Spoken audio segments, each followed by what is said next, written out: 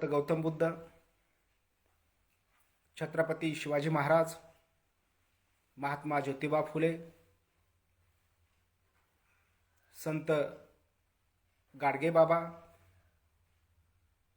राजर्षी शाहू महाराज, माता जिजाऊ, माता रमाई आणि भारतीय संविधानाचे शिल्पकार डॉक्टर बाबासाहेब आंबेडकर यांच्या विचारांना सगळ्यात पहिल्यांदा मी त्रिवार अभिवादन करतो. मला विषय सांगण्यात आलेला आहे की उद्या प्रजासत्ताक दिन आहे. त्यानिमित्तानं आपण या ठिकाणी भारतीय संविधान निर्मिती कशा पद्धतीने झाली याबद्दल आपण थोडंसं या ठिकाणी बोलावं. तर उद्या 26 जानेवारी आहे. या दिवशी जगामधली सगळ्यात मोठी असणारी लोकशाही अस्तित्वात आलेली आहे. त्याचबरोबर आज राष्ट्रीय मतदार दिन हा पण आहे.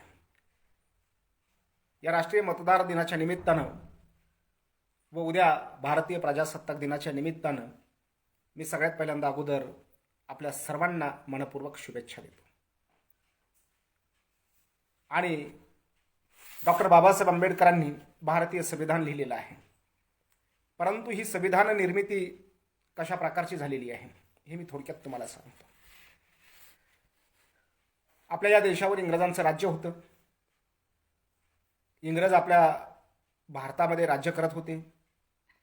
या देशामधल्या इंग्रजांना आपल्याला हाकलून देण्यासाठी प्रचंड मोठ्या प्रमाणावर आपल्याला संघर्ष करावा लागलेला आहे.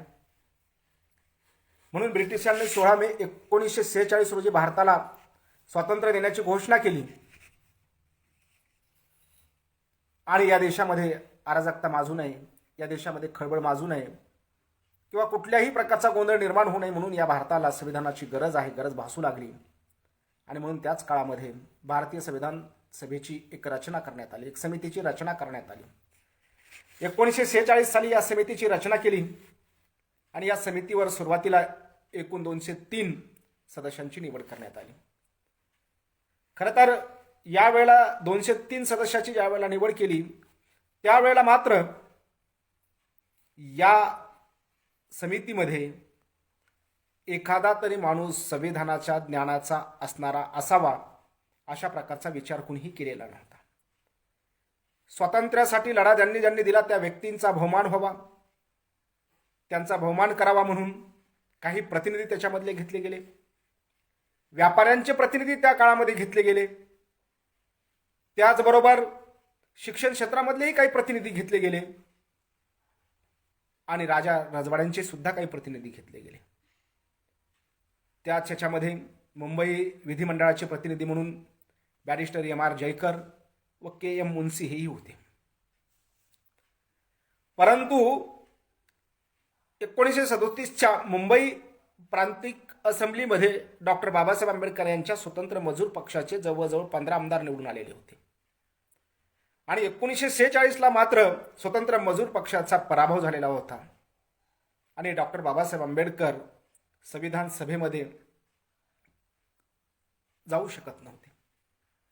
परंतु डॉक्टर बाबासाहेब आंबेडकरांना या संविधान सभेमध्ये कोणत्याही परिस्थितीमध्ये जायचं होतं, अंतर्भूत व्हायचं होतं. यासाठी काय करावं लागेल, कोणत्या प्रकारचे प्रयत्न करावे लागतील हे बाबासाहेब आंबेडकर विचार करत होते. संविधानातील ज्या काही तरतुदी केल्या जातील त्या कायम असतील असं बाबासाहेबांना वाटत होतं. आपल्या या देशामधल्या करोडो लोकांचं जे काही भवितव्य आहे हे भवितव्य जर आपल्याला उज्ज्वल करायचं असेल, त्यांना जर खऱ्या अर्थाने उजेड दाखवायचा असेल, त्यांच्या जीवनामध्ये जर खऱ्या अर्थाने प्रकाश निर्माण करायचा असेल तर या करोडो लोकांच्या भवितव्याला संविधानिक स्वरूप देणं हे फार महत्त्वाचं आहे. म्हणून डॉक्टर बाबासाहेब आंबेडकर संविधान समितीत जाणे सुद्धा गरजेचे होते आणि म्हणून त्या दृष्टिकोनामधून बाबासाहेब प्रयत्न करत होते. परंतु याच काळामध्ये काँग्रेस पक्ष जो होता हा काँग्रेस पक्ष मात्र डॉक्टर बाबासाहेब आंबेडकरांचा प्रचंड मोठ्या प्रकारचा द्वेष करत होता. जेणेकरून डॉक्टर बाबासाहेब आंबेडकरांनी या संविधान सभेमध्ये कुठल्याही प्रकारे कुठल्याही माध्यमातून येता कामा नये अशाच प्रकारची भूमिका काँग्रेस पक्ष घेत होता. 1946 साली झालेल्या निवडणुकीमध्ये मात्र स्वतंत्र पक्षाचा एकही आमदार किंवा एकही कोणी निवडून आलेला नव्हता. त्यामुळे काँग्रेस पक्षाला तर प्रचंड मोठ्या प्रमाणावर आनंद झालेला होता. का तर आता हे मात्र कुणीही संविधान सभेमध्ये येऊ शकत नाहीत अशा प्रकारची भूमिका त्यांच्या मनामध्ये निर्माण झालेली होती. संविधान समितीत प्रवेश होऊ नये म्हणून काँग्रेस पक्ष प्रचंड मोठ्या प्रमाणावर प्रयत्नशील होता. आपल्याला माहीत आहे की स्टॅच्यू ऑफ युनिटी गुजरातमध्ये ज्यांची निर्माण केलेली आहे सरदार वल्लभभाई पटेल. खरं तर डॉक्टर बाबासाहेब आंबेडकरांचं कर्तृत्व आणि व्यक्तित्व प्रचंड मोठं आहे. आणि सरदार वल्लभभाई पटेल त्या काळामध्ये म्हणत होते की डॉक्टर बाबासाहेब आंबेडकरांना आम्ही कुठल्याही प्रकारच्या परिस्थितीमध्ये या घटना समितीत येऊ देणार नाहीत. आपल्याला माहीत आहे की त्याच सरदार वल्लभभाई पटेल यांनी आरक्षणाला सुद्धा प्रचंड मोठ्या प्रमाणावर विरोध केलेला आहे. आणि तेच म्हणत होते की बाबासाहेब आंबेडकरांना या संविधान समितीमध्ये मी येऊ देणार नाही. आणि डॉक्टर आंबेडकर तर म्हणत होते की मला याच्यामध्ये जायचं आहे. आणि बाबासाहेब आंबेडकर म्हणत होते की मला संविधान समितीच्या दारे खिडक्या पूर्णपणे बंद करण्यात आलेल्या आहेत. बघा परिस्थिती किती भयानक आहे. आणि अशा प्रकारची परिस्थिती जरी असली तरी आपल्याला माहीत आहे की बाबासाहेब आंबेडकरांच्या बाजूने बाबासाहेब आंबेडकरांच्या बरोबरीने म्हणजे राहणारी माणसं होती. आणि डॉक्टर बाबासाहेब आंबेडकर संविधान समितीमध्ये यावेत अशा अनेक प्रकारच्या लोकांची पण इच्छा होती. अनेक जणांच्या इच्छेपैकीच आपल्याला माहीत आहे की जोगेंद्रनाथ मंडेल हे एक होते. आणि जोगेंद्रनाथ मंडेल हे एक होते तर इथे नामशूद्र जातीचे होते, नेते होते. आणि त्यांचा जो काही प्रभाव होता, त्यांचं जे कार्यक्षेत्र होतं, त्यांना मानणारे जे लोक होते तर ते पश्चिम बंगालमध्ये होते. आणि म्हणून त्यांच्या त्या प्रभाव क्षेत्रामध्ये जोगेंद्रनाथ मंडेल यांनी डॉक्टर बाबासाहेब आंबेडकर यांना उमेदवारी दिली. आणि ते म्हणाले की डॉक्टर बाबासाहेब आंबेडकरांना मी माझ्या या पश्चिम बंगालमधून निवडून आणू शकतो, आणेन. आणि म्हणून त्यांनी तिकडची त्यांना उमेदवारी दिली. आणि डॉक्टर बाबासाहेब आंबेडकर पश्चिम बंगालमध्ये निवडणुकीसाठी उभारले. आणि त्यांना खऱ्या अर्थानं टक्कर देणारे म्हणण्यासाठी काँग्रेस पक्षाने जे उभा केले, सुभाषचंद्र बोस यांचे बंधू शरदचंद्र बोस यांना त्या ठिकाणी उभा केलं. आणि उभा केल्यानंतर दोघांमध्ये लढत झाली. डॉक्टर बाबासाहेब आंबेडकरांनी या ठिकाणी काँग्रेस पक्षाचा पराभव केला. म्हणजे शरदचंद्र बोस यांना या ठिकाणी हरवलं आणि डॉक्टर बाबासाहेब आंबेडकर त्या ठिकाणी निवडून आले. त्यावेळेला काँग्रेस पक्ष की जो बाबासाहेब आंबेडकरांना मी कुठल्याही प्रकारचे या संविधान समितीवर येऊ देणार नाही, त्यांना निवडून येऊ देणार नाही, अशा प्रकारचा जो काही त्यांनी चंग बांधलेला होता तो सगळा त्यांचा गळून पडला. आणि काँग्रेस पक्ष हा त्यावेळेला प्रचंड मोठ्या प्रमाणावर घायाळ झाला. आणि संविधान सभेची 17 डिसेंबर 1946 साली जी बैठक झाली आणि या बैठकीमध्ये या सभेत बॅरिस्टर जयकर होते. आणि बॅरिस्टर जयकर यांनी जे काही भाष्य केलं होतं हे भाष्य केल्यानंतर या भाष्यावर डॉक्टर बाबासाहेब आंबेडकर बोलले होते. डॉक्टर बाबासाहेब आंबेडकरांनी आपली स्वतःची मांडणी त्यावेळेला त्या ठिकाणी केलेली होती. आणि एवढी मोठी अस्पृश्यांच्या संदर्भामधली, अस्पृश्यांच्या न्यायाच्या संदर्भामधली, अस्पृश्यांच्या हक्काच्या संदर्भामधली, अस्पृश्यांच्या आरक्षणाच्या संदर्भामधली सगळी मांडणी डॉक्टर बाबासाहेब आंबेडकरांनी अतिशय सुंदर अशा प्रकारच्या अतिशय तन्मयतेने केलेली दिसली गेली. आणि त्या एकंदरीत डॉक्टर बाबासाहेब आंबेडकरांच्या भाषणानं त्या ठिकाणच्या त्या संविधान सभेत उपस्थित असलेल्यांना की बाबासाहेब आंबेडकरांचं राष्ट्रप्रेम किती मोठ्या प्रमाणावर आहे हे त्यांना दिसून आलं. आणि ती जी समिती होती ती सगळी समिती डॉक्टर बाबासाहेब आंबेडकरांच्या भाषणानं मंत्रमुग्ध झाली. आणि मग अशाच पद्धतीने डॉक्टर बाबासाहेब आंबेडकरांकडे अनेक माणसांची मनं वळायला लागली. परंतु या भाषणाने बाबासाहेबांच्या अनेक माणसं बाबासाहेबांकडे आकर्षित झाल्यामुळं बाबासाहेब आंबेडकरांचा या घटना समितीच्या प्रवेशामध्ये काही ना काहीतरी आता आपल्याला हातभार मिळू शकतो, हातभार लागू शकतो अशा प्रकारची भूमिका निर्माण झाली. परंतु याच वेळेला एक घटना घडली की त्यावेळेला या देशाची फाळणी झाली. आणि फाळणी झाल्यानंतर बाबासाहेब आंबेडकर ज्या पश्चिम बंगालमधून निवडून आलेले होते तर तो सगळा भाग पाकिस्तानमध्ये गेला. आणि पाकिस्तानमध्ये गेल्यानंतर पुन्हा काँग्रेस पक्षाला आनंद झाला किंवा काँग्रेस पक्षाच्या ही गोष्ट पत्त्यावर पडल्यासारखी पडली. परंतु महात्मा गांधीजींनी सुद्धा या बंगालच्या फाळणीला अंतिमतः या विभाजनाला मंजुरी देऊन टाकली. आणि या फाळणीमुळं 2 घटना घडल्या. त्या घटना घडल्या म्हणजे कुठल्या प्रकारच्या 2 घटना घडल्या पहिली घटना जी घडली ती म्हणजे डॉक्टर बाबासाहेब आंबेडकर ज्या प्रदेशाचं प्रतिनिधित्व म्हणून नेतृत्व करू लागले होते, प्रतिनिधित्व म्हणून जिथून निवडून आले होते, तो भाग जो आहे तो भाग पाकिस्तानात गेला. आणि दुसरी गोष्ट अशी घडली की जोगेंद्रनाथ मंडेल यांचंही जे केंद्रीय मंत्रिपद होतं ते त्यावेळेला केंद्रीय मंत्रिपदावर होते, तेही केंद्रीय मंत्रिपद धोक्यात आलं. अशा दोन घटना घडल्या. आता प्रश्न होता की डॉक्टर बाबासाहेब आंबेडकरांना संविधान सभेमध्ये सदस्यत्व कसं मिळवायचं. बाबासाहेब आंबेडकरांपुढे हा प्रचंड मोठ्या प्रकारचा प्रश्न पडलेला होता. आणि मग बाबासाहेबांना प्रचंड अस्वस्थ वाटायला लागलं. खूप प्रयत्न बाबासाहेबांनी केले आणि बाबासाहेब अशा प्रकारच्या या फाळणीमुळं अयशस्वी झाले. अयशस्वी झाल्यामुळं प्रचंड मोठ्या प्रकारे अस्वस्थता त्यांच्या मनामध्ये निर्माण झाली. मग याच दरम्यान याच काळामध्ये संविधान मसुदा समिती तयार करायची होती. त्यामुळे पंडित जवाहरलाल नेहरू सुद्धा हे चिंतित होते की काय करायचं आता. त्यांनी जी समिती तयार केलेली होती आणि त्या समितीमध्ये जे 203 माणसं घेतलेली होती ते तर काही मसुदा तयार करू शकत नव्हते. मग काय करावं हा प्रश्न पंडित जवाहरलाल नेहरू पुढे पडला. आणि मग पंडित जवाहरलाल नेहरूने त्यांच्या ज्या भगिनी आहेत विजया लक्ष्मीबाई पंडित यांना सांगितलं, कारण त्यावेळेला सर आयव्हर जेनिंग हे जे काही ऑस्ट्रेलियाचे होते ते घटनातज्ञ होते. मग त्यांनी विजया लक्ष्मीबाई पंडित यांना सांगितलं की त्या ऑस्ट्रेलियाचे जे काही आपलं हे सर आयव्हर जेनिंग जे आहेत त्यांचं नाव प्रचंड मोठ्या प्रमाणावर गाजत आहेत, ते घटनातज्ञ आहेत, तुम्ही त्यांना जाऊन भेटलं पाहिजे आणि त्यांना विचारा की ही घटना आपल्याला या देशाची लिहून पाहिजे आहे. कंत्राट पद्धतीने का होईना पण ते घटना लिहून देत होते. जेनिंग यांनी घटना लिहून द्यावी अशी पंडित जवाहरलाल नेहरू यांची सुद्धा अपेक्षा होती, इच्छा होती, त्यांना वाटत होतं.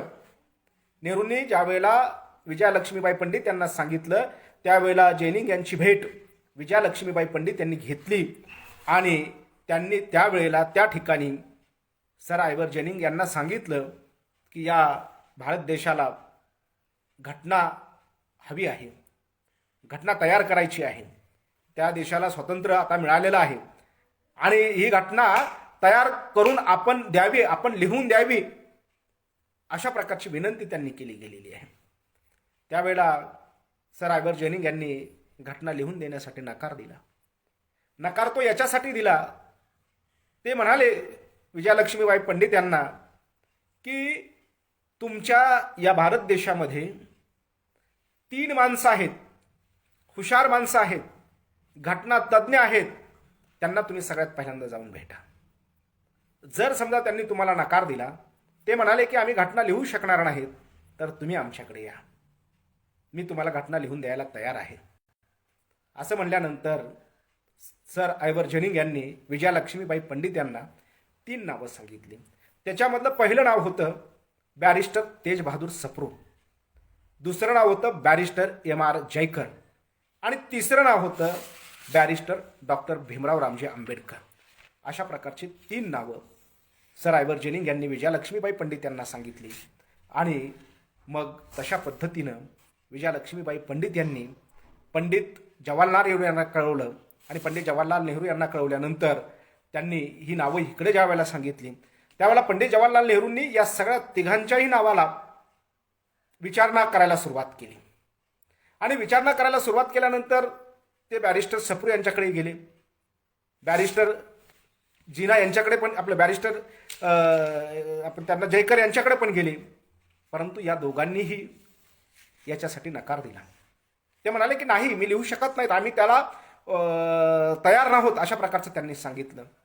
पंडित नेहरूंनी मग बाबासाहेब आंबेडकरांना विचारण्याच्या अगोदर पंडित नेहरूंनी महात्मा गांधीजीकडे जाण्याचा विचार केला.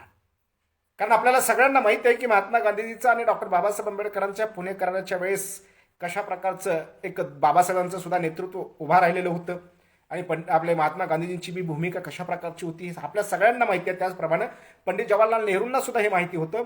म्हणून या दोघांनी नकार दिल्यानंतर आता बाबासाहेब आंबेडकरांकडे विचारायला जायचं की नाही जायचं, विचारावा का नाही विचारावा, अशा प्रकारचा प्रश्न त्यांच्या मनामध्ये ज्या वेळेला निर्माण झाला त्यावेळेला पंडित जवाहरलाल नेहरूंनी गांधीजींच्या सहमतीचा विचार केला आणि मग गांधीजींच्या संमतीचा विचार केल्यानंतर त्यांनी गांधीजींना विचारलं की भारतीय संविधान लिहिण्यासाठी, भारतीय आपले याच्यावर समितीवर घेण्यासाठी किंवा घटना लिहून देण्यासाठी हे दोन्हीही माणसं तयार नाहीत.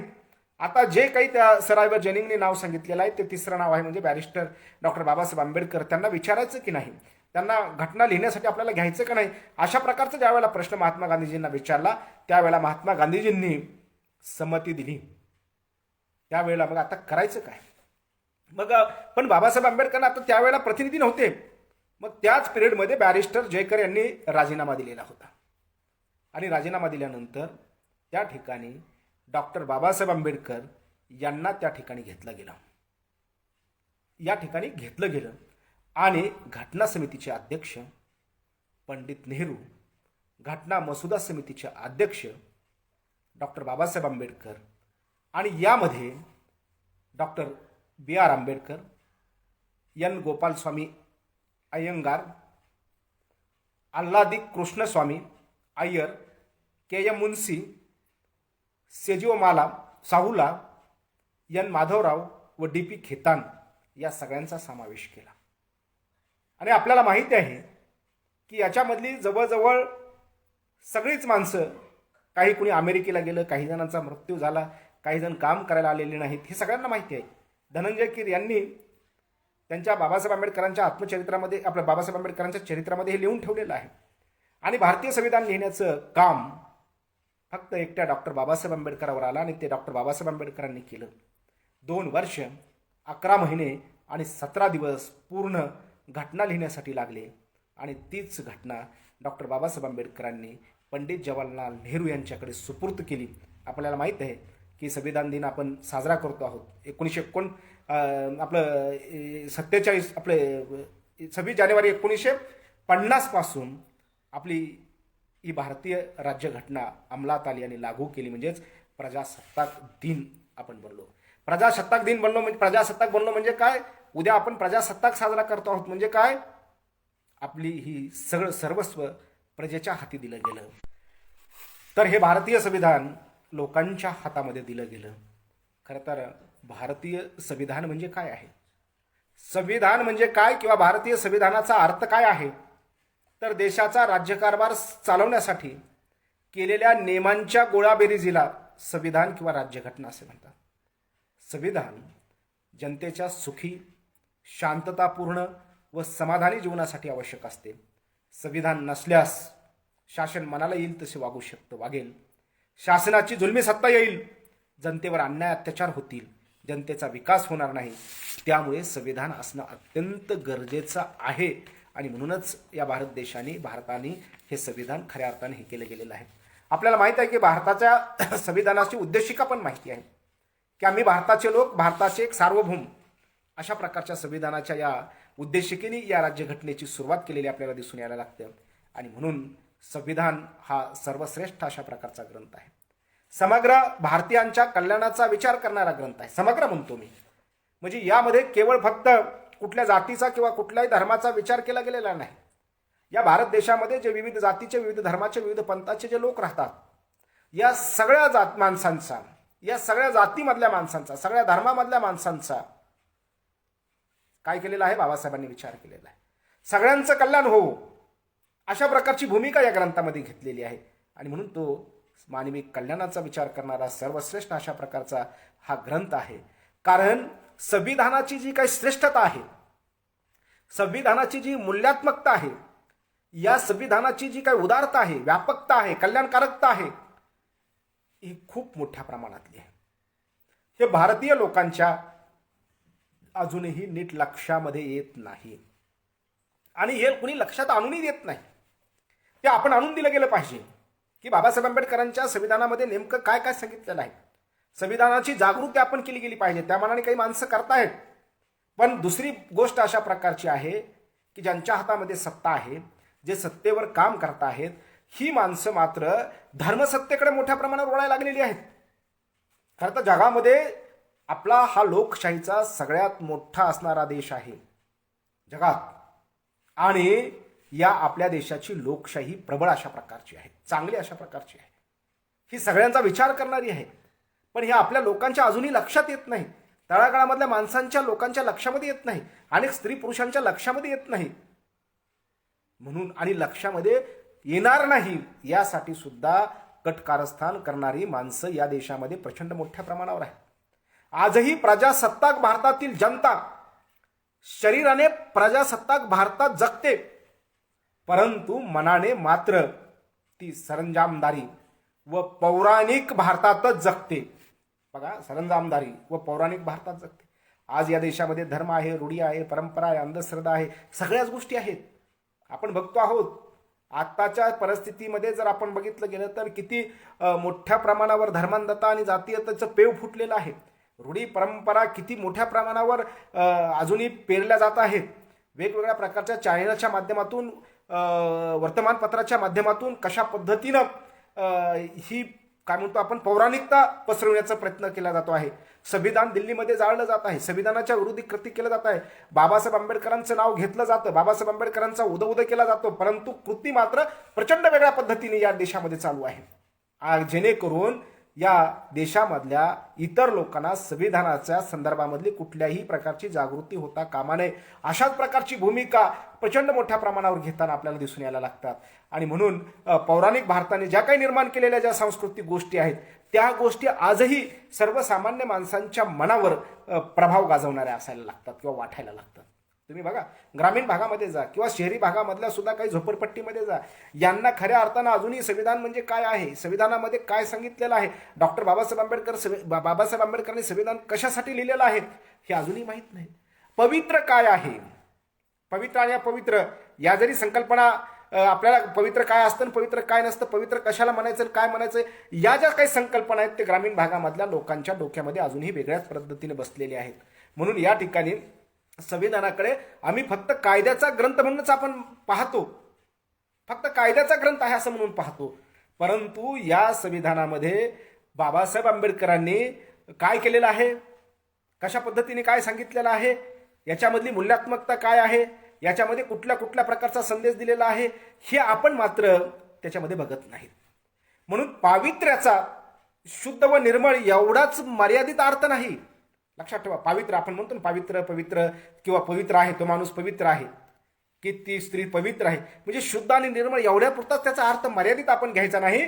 तर पावित्र्य पवित्र ही उदात्त अशा प्रकारची मूल्य कल्पना आहे, उदात्त. मग ती पावित्र्य ही मूल्य कल्पना आपण कशामध्ये म्हणू की पावित्र्यामध्ये काय येतं, न्याय येतो. बघा, न्याय ही एक पवित्र कल्पना आहे, मानवता ही एक पवित्र कल्पना आहे, बंधुता याचा पण आपण त्याच्यामध्ये समावेश केला गेला पाहिजे. आणि नैतिक मूल्याचे रक्षण करणे, दीनदुबळ्यांचे संरक्षण करणे, दुष्ट प्रवृत्तीला प्रतिबंध घालणे हे सुद्धा आपण खऱ्या अर्थाने याच्यामध्ये घेतलं गेलं पाहिजे. पावित्र्य हे जीवनदायी हवेसारखं, प्रकाशदायी सूर्यासारखं, आश्रयदायी फलदायी झाडासारखं, नदीसारखं निर्मळ, सागरासारखं अथांग, आभाळासारखं विशाल असायला लागतं. या कसोट्यावर फक्त भारतीय संविधानच टिकू शकतं. लक्षात ठेवा, कोणतं आता मी जे सांगितलं नाही, ज्या कसोट्या त्याच्यावर फक्त भारतीय संविधानच टिकू शकतं. आणि म्हणून भारतीय संविधान म्हणजे जगातील मानव कल्याणकारी, बघा, जगातील मानव कल्याणकारी मूल्यांचा अर्क आहे अशा प्रकारचं भारतीय संविधान आहे. आणि म्हणून ते प्रत्येकाने त्या संविधानाचं आचरण करणं गरजेचं आहे.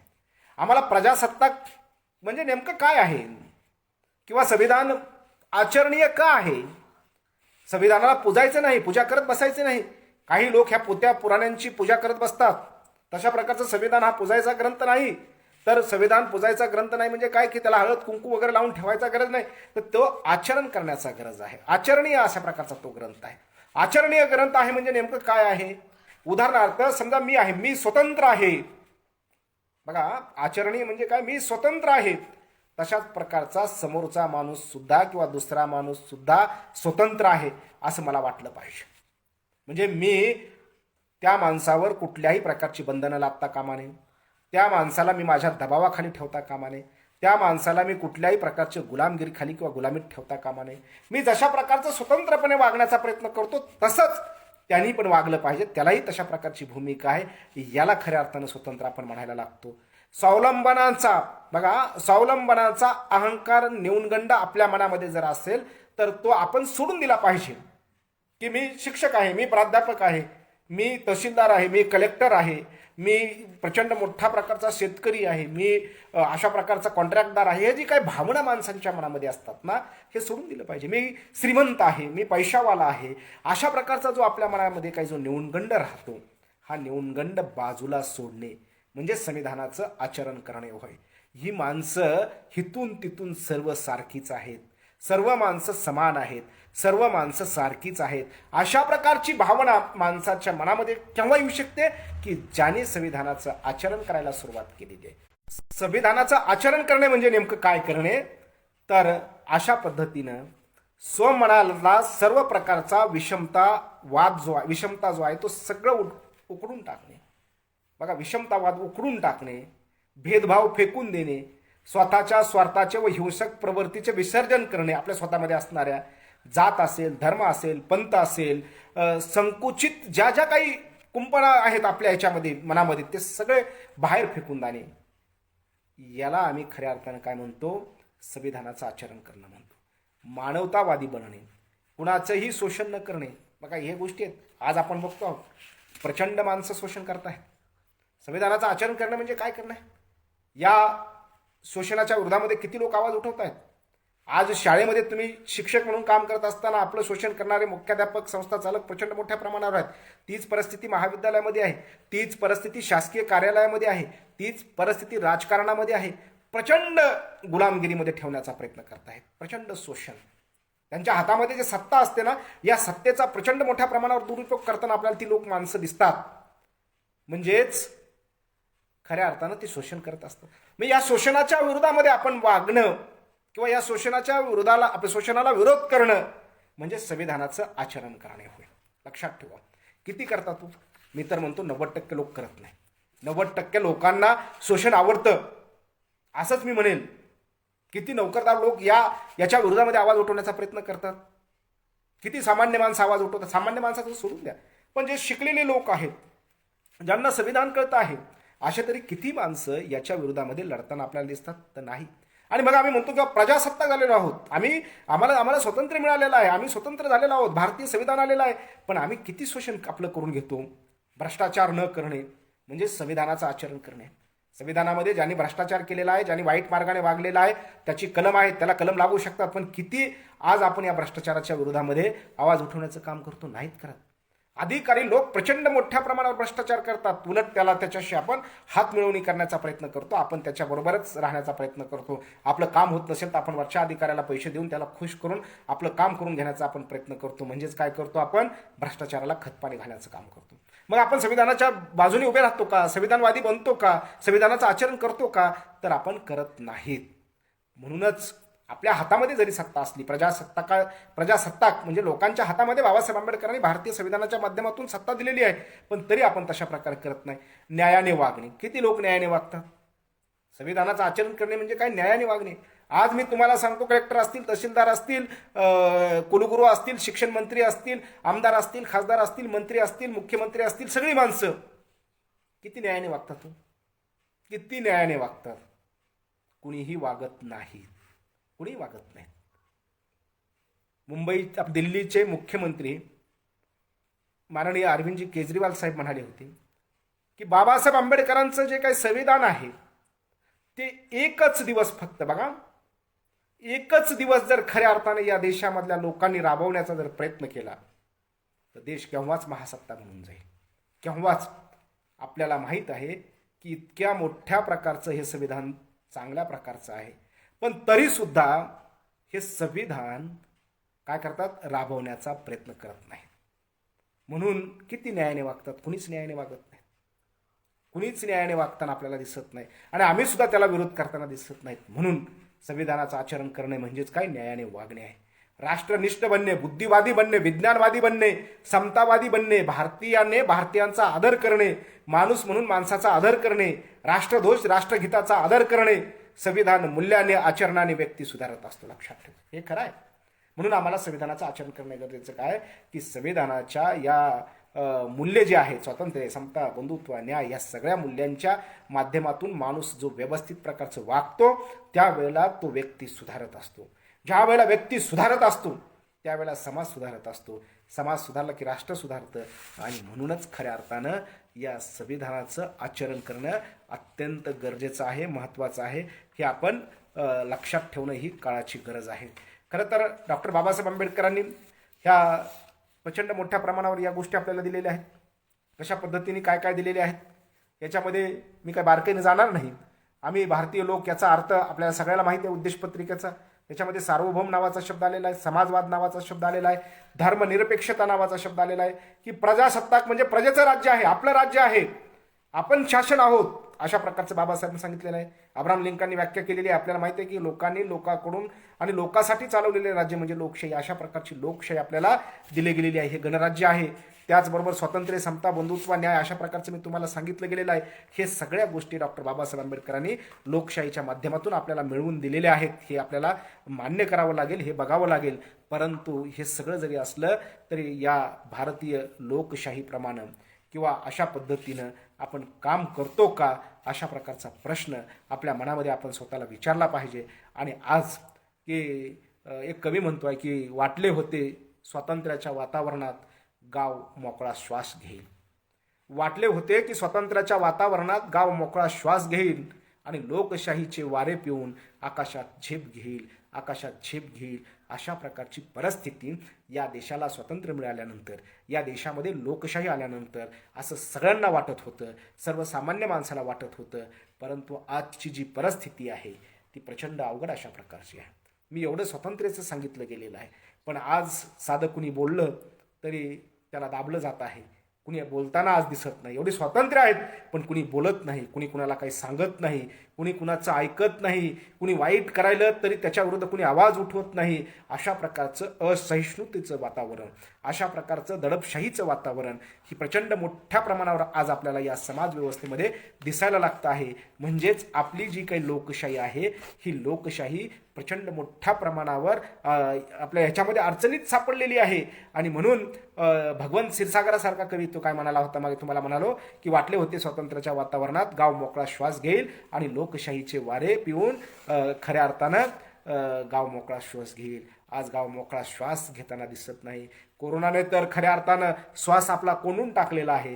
परंतु या लोकशाहीमध्ये ज्यावेळेला आम्ही राहतो त्यावेळेला मोठमोठ्या या सरंजामदार वृत्तीवाल्यांनी, खऱ्या अर्थानं जी मोठी राजकारण क्षेत्रामधली मंत्री, आमदार, खासदार आहेत त्यांनी, जे सत्तेवर आहेत त्यांनी प्रचंड माणसाचा जीव कोरोनापेक्षा सुद्धा प्रचंड गुदमरून टाकलेला आपल्याला दिसून लागतो आहे. कारण या लोकशाहीमध्ये त्या कोरोनाच्या भीतीने जगणं वेगळंच भीती ती निर्माण झालेली आहे. आणि पुन्हा जाती असेल, धर्मीय असेल, अशा वेगवेगळ्या प्रकारच्या भीतीने सुद्धा आपला जीव प्रचंड मोठ्या प्रमाणावर कोंडमारा झालेला आहे. हेही आपण लक्षात घेणं आहे. कारण आपल्या या लोकशाहीपुढे प्रचंड मोठ्या प्रकारची आव्हानं निर्माण झालेली आहेत. प्रजासत्ताक म्हणून आपण ज्या वेळेला घेतो तर या लोकशाही निर्माण झाली त्यावेळेसपासूनच खऱ्या अर्थाने आव्हानं तयार झालेली आहेत. आता पहिलंच आव्हान मी जसं तुम्हाला म्हणालो मगाशी की आम्हाला स्वातंत्र्य दिलेलं आहे. व्यक्ती स्वातंत्र्याविषयीचं जे काही पहिलं आव्हान आहे की लोकशाहीमध्ये स्वातंत्र्य, समता, बंधुत्व हे जे काही व्यक्तीचे स्वातंत्र्य व्यक्तींना दिलेले आहेत हे खऱ्या अर्थानं ही काय आहेत, मूलतत्वे आहेत. परंतु यावरच लोकशाही टिकून आहे. पण आज आपल्याला मी मगाशी म्हणल्याप्रमाणे की मी स्वतंत्र आहे असं मला वाटत नाही किंवा मला समतेने वागवलं जातं का, अशाही प्रकारचं नाही. फक्त भारत माझा देश आहे, सारे भारतीय माझे बांधव आहेत, प्रार्थनेपुरतंच म्हटलं जातं. आणि एरवी मात्र या सगळ्या मूल्यांच्या विरोधामध्ये या देशामध्ये कारभार चालू आहे. आपल्याला गाव पातळीपासून ते देश पातळीपर्यंत आपल्याला अशा प्रकारची भूमिका दिसायला लागते की स्वातंत्र्य फक्त काहीच माणसांना मिळालेलं आहे. म्हणून हे पण एक आपल्यापुढं आव्हान आहे की आपल्याला जसं स्वातंत्र्य मिळालेलं आहे तसं आपण त्या स्वातंत्र्याची जपणूक करणं, इतरांच्या सुद्धा स्वातंत्र्याची जपणूक करणं. आपल्या स्वातंत्र्यावर कुणी जर घालाघात असेल, आपल्या विरोधामध्ये, बाजूच्या माणसांच्या विरोधामध्ये कुणी विषमतेने वागत जर असेल, त्याच्या विरोधात आपण आवाज उठवणं हे आपलं सुद्धा काम आहे. हे सुद्धा व्यक्ती स्वातंत्र्याचं आव्हान आपल्यापुढे प्रचंड मोठ्या प्रमाणावर झालेलं आहे. कारण आपण स्वार्थ आपला बाजूला फेकून दिला गेला पाहिजे. कारण आत्ताच्या ह्याच्यामध्ये माणूस इतका स्वार्थी आणि माणूस इतका मतलबी झालेला आहे की माझं भागलं ना, माझं चाललंय ना, तर मला बाकीच्याचं काहीच देणं घेणं नाही. अशा प्रकारची परिस्थिती आता सध्याची आहे. मी सगळ्यांना असं आव्हान या ठिकाणी करेल की ही परिस्थिती जी आहे, कोणती व्यक्ती स्वातंत्र्यावरचं जे काय आपलं आव्हान आहे, स्वातंत्र्य, समता, बंधुत्व ही मूल्य ही जे टिकवून ठेवायची असेल तर आपण अशा प्रकारचं हे आव्हान पेललं पाहिजे आणि जिथे जिथे कुठे या मूल्यावर कुणी घाला घालण्याचा प्रयत्न करेल तर त्याच्या विरोधामध्ये आपण उभं राहिलं पाहिजे, त्याच्या विरोधामध्ये आपण बोललं पाहिजे, त्याच्या विरोधामध्ये आपण जनमत तयार केलं पाहिजे, लोकांना जागरूकता निर्माण केली गेली पाहिजे, तरच खऱ्या अर्थाने लोकशाही चांगल्या प्रकारची टिकून राहील. दुसरा लोकशाही समोरचं जे आव्हान आहे ते म्हणजे जातीयवाद आहे. आज जातीयता प्रचंड मोठ्या प्रमाणावर वाढायला लागलेली आहे. डॉक्टर बाबासाहेब आंबेडकर सुद्धा त्यावेळेला म्हणाले होते की जातीयता ही भारतीय समाजाला लागलेली प्रचंड मोठ्या प्रकारची कीड आहे. डॉक्टर बाबासाहेब आंबेडकरांचं लाहोर प्रकरण आपल्याला माहिती आहे की लाहोर प्रकरणावरून डॉक्टर बाबासाहेब आंबेडकरांनी जाती संस्थेचं उच्चाटन नावाचा ग्रंथ तयार केला. तो ग्रंथ लिहिला आणि त्या ग्रंथामधून बाबासाहेब आंबेडकरांना सुद्धा जातीचा अनुभव आला की बाबासाहेब आंबेडकरांना कशा पद्धतीनं त्या काळामध्येही तुमचे जे काही वाक्य आहेत ते कट करा, कॅन्सल करा, अशा प्रकारचं सांगितलं गेलेलं होतं. जातीमध्ये संघर्ष वाढायला लागलेला आहे. जातीय राजकारण मोठ्या प्रमाणावर तापायला लागलेलं आहे. जातीय दंगली प्रचंड मोठ्या प्रमाणावर घडायला लागलेले आहेत. जातीय आंदोलनं आपल्याला होताना दिसायला लागलेली आहेत आणि प्रत्येक माणूस जातीमध्ये आज बांधला गेलेला आहे. लोकशाही जर आम्हाला टिकवायची असेल तर अशा प्रकारचे हे जातीयवाद या लोकशाहीपुढे चालणार नाही. लोकशाहीमध्ये सर्व धर्म समभाव आहे, समता आहे, बंधुत्व आहे, इक्वॅलिटी आहे, अशा प्रकारच्या ज्या गोष्टी आहेत तर त्या आम्ही बघितल्या गेल्या पाहिजे. माझ्या बाबतीमध्ये जर कोणी जातीवाद करत असेल किंवा शेजारच्या बाबतीमध्ये जरी कोणी करत असेल तर आपण ते काय केलं पाहिजे, हाणून पाडला पाहिजे. सामाजिक, धार्मिक, राजकीय सगळ्याच परिस्थितीमधल्या या जातीयवाद्यांना आपण तोंड दिलं गेलं पाहिजे. त्यांच्या विरोधामध्ये आपण आवाज उठवला पाहिजे. हे लोकशाही समोरील सुद्धा प्रचंड मोठ्या प्रकारचं आव्हान आपल्यासमोर आहे. त्याचबरोबर धार्मिक वाद आहे. धार्मिक वाद माहिती आहे की आपल्याला या भारत देशामध्ये अनेक धर्माचे लोक राहतात. धर्मव्यवस्था आजही प्रचंड मोठ्या प्रमाणावर बळकट केली जाते. आपल्याला माहिती आहे की राम मंदिर बांधून म्हणा किंवा वेगवेगळ्या प्रकारची मंदिरं बांधून म्हणा, खरं तर या देशाला मंदिरापेक्षा सुद्धा ज्ञान मंदिरांची म्हणजे शाळेची गरज आहे, दवाखान्यांची गरज आहे, परंतु त्याकडे कमी लक्ष दिलं जातं. मंदिराकडे प्रचंड मोठ्या प्रमाणावर लक्ष दिलं जात आहे आणि याच्यावरूनच प्रचंड मोठ्या प्रमाणावर आपल्याला धर्मावरून वाद या देशामध्ये निर्माण होताना दिसत आहेत. आणि राज्यघटनेमध्ये जे काही कलम आहेत किंवा राज्यघटनेमधले जे काही तत्व आहे, कोणता धर्मनिरपेक्षता, या धर्मनिरपेक्षतेच्या तत्वाला काय जात आहे, तडा चाललेला आहे. अशा प्रकारच्या भूमिका आपल्याला दिसून यायला लागत आहेत आणि म्हणून याला सुद्धा आपण कुठेतरी विरोध करून खऱ्या अर्थानं धार्मिक वाद अशा प्रकारचा निर्माण होणार नाही. कुणी करत असेल तर त्याच्यावर वेळीच बंधनं घातली गेली पाहिजेत आणि लोकशाहीमधलं धर्मनिरपेक्षतेचं जे तत्व आहे, जी मूल्य आहे, त्याचं जतन करणं आपलं काम अशा प्रकारचं केलं गेलं पाहिजे. सदोष नेतृत्व म्हणजे काय, प्रभावी नसणं.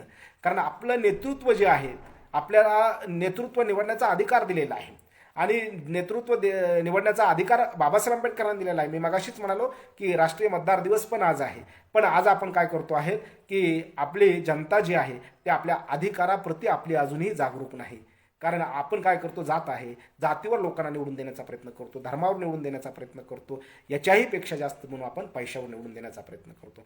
आपण अनेक प्रकारच्या आमिषाला बळी पडतो आणि म्हणून अशा प्रकारच्या आमिषाला बळी पडल्यामुळेच लोकशाहीमधलं जे नेतृत्व आहे ते नेतृत्व कशा प्रकारचं निर्माण होत चाललेलं आहे, अकुशल, ते कुठल्याही कामाचं नाही, ते बेजबाबदार नेतृत्व आपल्याला दिसून यायला लागतं. नालायक अशा प्रकारचं नेतृत्व, वाम मार्गाकडे जाणारं नेतृत्व आपण निवडून द्यायला लागतो आणि अशा प्रकारचं नेतृत्व जर असेल तर खऱ्या अर्थानं लोकशाहीमध्ये प्रचंड मोठ्या प्रकारचे अडथळे निर्माण होणार आहेत. आपल्यासमोर डॉक्टर बाबासाहेब आंबेडकरांचं उदाहरण आहे. बाबासाहेब आंबेडकरांचं जे काही नेतृत्व होतं ते चारित्र्यवान होतं, योग्य अशा प्रकारचं होतं, सगळ्यांना न्याय देणारं होतं, जात धर्म पंथ न मानणारं होतं, केवळ फक्त माणूस हेच मूल्य बाबासाहेब आंबेडकरांनी आपल्या आयुष्यामध्ये जपलं.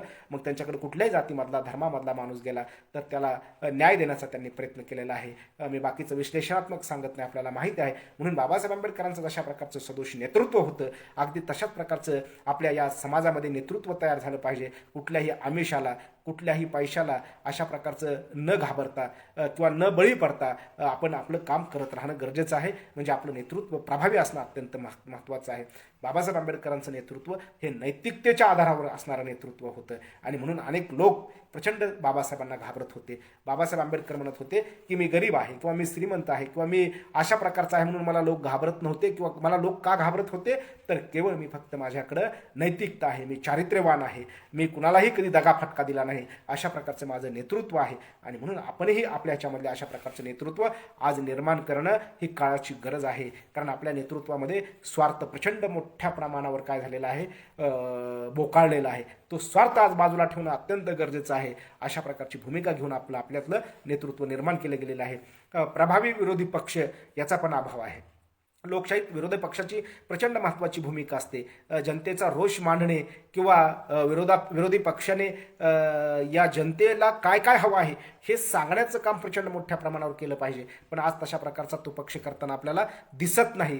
किंवा जनतेचे जे काही प्रश्न आहे, समाजाचे जे काही प्रश्न आहेत, हे कुठल्याही प्रकारे अशा प्रकारचा विरोधी पक्ष मांडताना दिसत नाहीत. आपल्याला माहीत आहे की आपण टी व्ही बघतो आहोत की रोज त्या टी व्हीमध्ये काय आहे की हा असा म्हणला आणि तो तसा म्हणला, यांचं गोव्यामध्ये काय झालं, त्यांचं ते काय झालं, या पाट्याच बदलायच्या, हे दुसरंच काय बदलायचं, अशाच प्रकारचं फक्त आपल्याला मीडियामध्ये ऐकायला लागतं. परंतु या समाजामध्ये काय काय प्रश्न आहेत, सामाजिक प्रश्न आहेत, प्रचंड प्रश्न आहेत.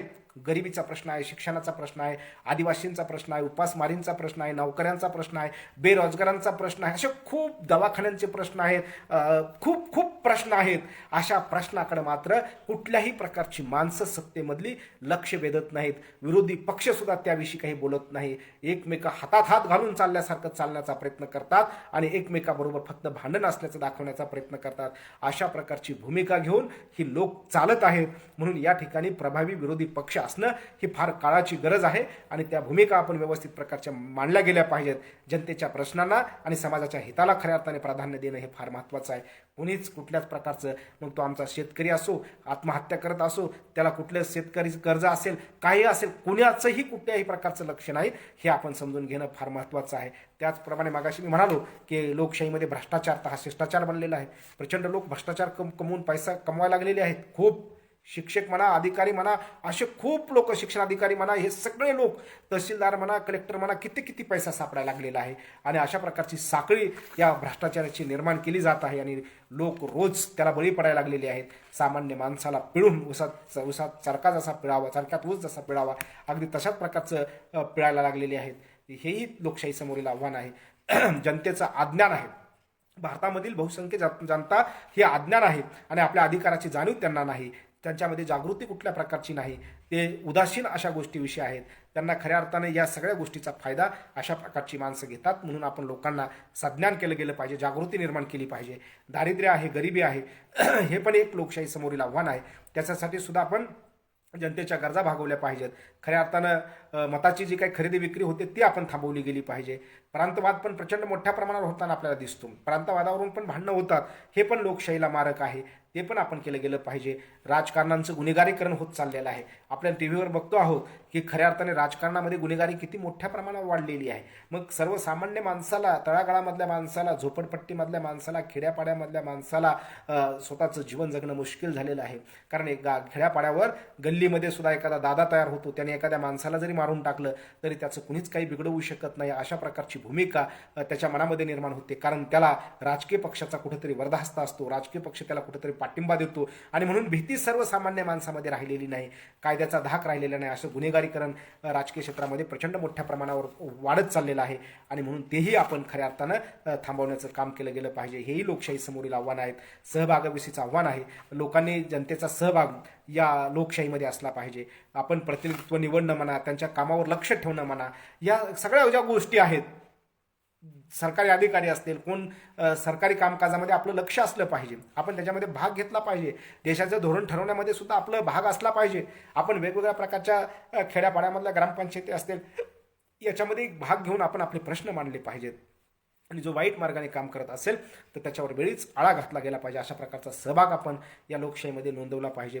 एवढंच नाही तर सनदी सेवकांची जी काही प्रवृत्ती आहे, नोकरदारांची जी काही प्रवृत्ती आहे, तर ती प्रचंड मोठ्या प्रकारची, काय सध्याच्या काळामध्ये कशी प्रकारची आहे, अत्यंत वाईट अशा प्रकारची आहे. गैरफायदा घेणारी आपल्याला दिसून यायला लागतात. खरं तर हे आमदार जे असतात, मंत्री असतात, खासदार असतात, ही माणसं खऱ्या अर्थानं फार ज्ञानी असतातच अशातला भाग नाही. ते जनतेच्या लोकांवर निवडून येत असतात.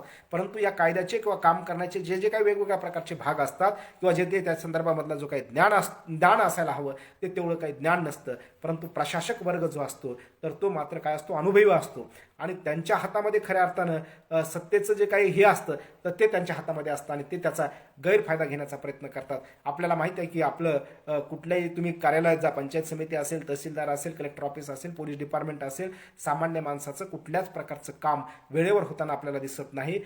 खऱ्या अर्थाने या ठिकाणी पैसे खाऊनच काम केलेली दिसतात, करताना दिसतात. सामान्य माणसाला कुठल्याही प्रकारचा लवकर न्याय मिळताना दिसत नाही. हे लोकशाहीला मारक आहे. म्हणून आपण लोकशाही सुद्धा जतन करण्याचा आपण या ठिकाणी प्रयत्न केला गेला पाहिजे. आणि पक्षांतराची समस्या आहे, असहिष्णुतेची समस्या प्रचंड मोठ्या प्रमाणावर वाढते आहे. त्याचबरोबर चातुर्वर्ण व्यवस्थेचा पुरस्कार करणारी माणसं आपल्याला आजूबाजूला प्रचंड मोठ्या प्रमाणावर दिसत आहेत. या सगळ्या आत्ताच्या काळामध्ये लोकशाहीसमोर प्रचंड मोठ्या प्रकारच्या समस्या निर्माण झालेल्या आहेत. या सगळ्या समस्या ओळखून येणाऱ्या काळामध्ये आपण जागरूक राहणं अत्यंत गरजेचं आहे. आपल्याला माहिती आहे की येणारा काळ हा प्रचंड धोकेदायक आहे. येणारा काळ हा सर्वसामान्य माणसांचा काळ राहील की नाही अशा प्रकारची चिंता आहे. सामान्य माणसाला जीवन जगणं किती मुश्किल होत चाललेलं आहे.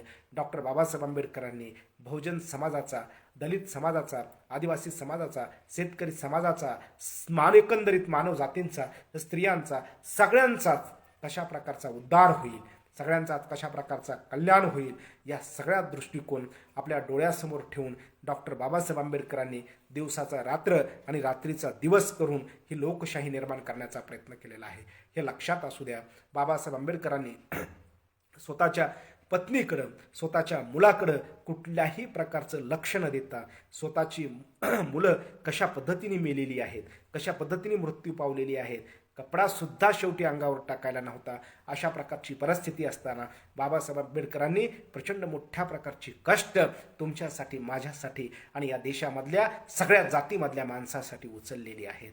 हे लक्षात असू द्या. केवळ डॉक्टर बाबासाहेब आंबेडकर दलितांचे आहेत, डॉक्टर बाबासाहेब आंबेडकर केवळ फक्त अस्पृश्यांचे आहेत.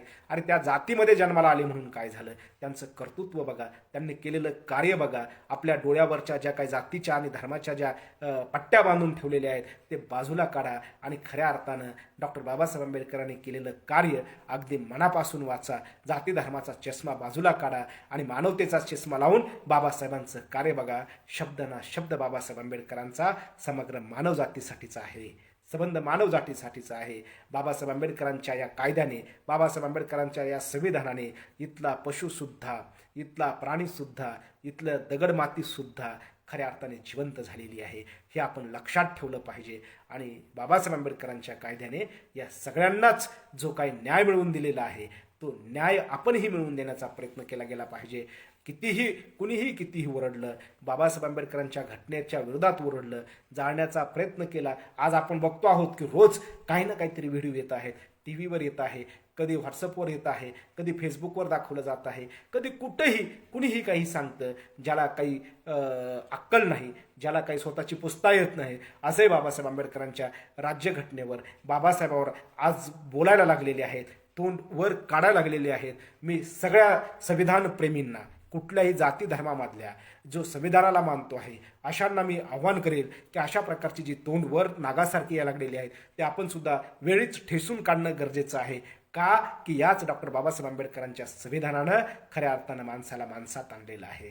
ज्याला खऱ्या अर्थानं काहीच नव्हतं त्याला खऱ्या अर्थानं बाबासाहेबांनी खूप काही दिलेलं आहे.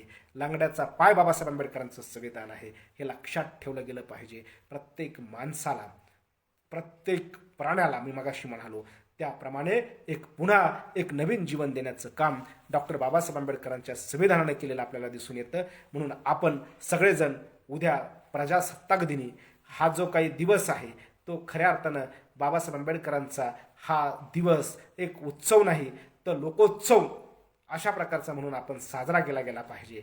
आणि स्वातंत्र्य, समता, बंधुत्व, न्याय ही जी काही मूल्ये आहेत ह्या मूल्याचं जतन आपल्या कृतिशील आचरणामध्ये आपण केलं गेलं पाहिजे. तरच खऱ्या अर्थानं ही लोकशाही आणि हे प्रजासत्ताक राज्य आहे अशा प्रकारचं वाटायला लागतं. बहुतांशी जी जनता आहे, जे काही मागासवर्गीय लोक आहेत, जे काही पिछड्या वर्गामधले जे लोक आहेत, ही बहुतांशी होला हो म्हणणारे आपल्याला जास्त दिसत आहेत. मगाशी मी म्हणालो की अज्ञान आहेत. कुणी टाळी वाजवा म्हणलं की लोक टाळी वाजवणारे आहेत, कुणी थाळी वाजवा म्हणलं की लोक थाळी वाजवणारे आहेत. अरे असं नका करू. तुम्ही कुणी सांगितल्याबरोबर काही करू नका. या देशामध्ये आमच्या शिक्षणाचे अधिकार काढून घेतले जात आहेत. मी तुम्हाला सांगतो 15 वर्ष झालं नोकरीसाठी अजूनही भरती केली जात नाही. या 15-20 वर्षामध्ये अशा अनेक पिढ्या गारद झालेल्या आहेत. वेगवेगळ्या प्रकारचे शिक्षणामध्ये अडथळे निर्माण केले जात आहेत. अजूनही कुठल्याच प्रकारची भरती झालेली नाही. बेरोजगार आमचा कसा रस्त्याने फिरतो आहे हे पण तुम्ही बघा. जाती धर्माकडे बघू नका आणि भारतीय संविधानाचं सगळ्यांनी जतन करण्याचा प्रयत्न करूया. आणि बाबासाहेब आंबेडकरांचं हे जे काही प्रजेचे राज्य आहे अशाच प्रकारचं हे टिकवून ठेवण्याचा आपण प्रयत्न केला गेला पाहिजे. एक लक्षात ठेवा, हातात आपल्या अजून आहे आपल्याला खूप काही करता येऊ शकतं आहे, पण एकदा का जर समजा तुमच्या हातामधून निसटण्याचा प्रयत्न केला तर पुन्हा काही उपयोग होणार नाही. म्हणून संबंध या मानवजातीने संबंध म्हणतो मी, पुन्हा बाबासाहेब आंबेडकरांचं कार्य वाचा, संविधान वाचा, लोकशाही वाचा आणि खरंच ह्या लोकशाहीच्या या वातावरणामध्ये आपण सगळे जे जे काही पिचलेले आहेत, जे जे काही गरीब आहेत, जे जे काही दीन आहेत, जे जे काही दलित आहेत, जे जे काही आदिवासी आहेत, जे जे काही मागासलेले आहेत, या सगळ्यांनी एक होऊन भारतीय संविधानाच्या विरोधामध्ये जे काम करणारे आहेत त्यांच्याबरोबर लढा देऊया आणि भारतीय संविधान चिरायू होऊ किंवा भारतीय संविधान आपण कशा पद्धतीने पुढे पुढे जाईल, लोकशाहीचा विजय कशा पद्धतीने होईल, त्या पद्धतीने आपण सगळे काम करूया. पुनश्च मी या ठिकाणी आमचे या पेजचे राहुलजी खांडेकर, सर्वजितजी बनसोडे, त्यांची जी काही सगळी टीम अविरतपणे काम करत आहेत, प्रचंड मेहनत घेत आहेत. खरं तर ते काम आपलं या माध्यमातून हवं, परिवर्तनाचं, प्रबोधनाचं. खूप खूप ते मेहनत घेत आहेत. त्यांच्या कार्यालाही सलाम करतो आणि उद्या प्रजासत्ताक दिनाच्या निमित्तानं तुम्हा सगळ्यांना मनपूर्वक शुभेच्छा देतो आणि या ठिकाणी थांबतो. जय भीम, जय भारत.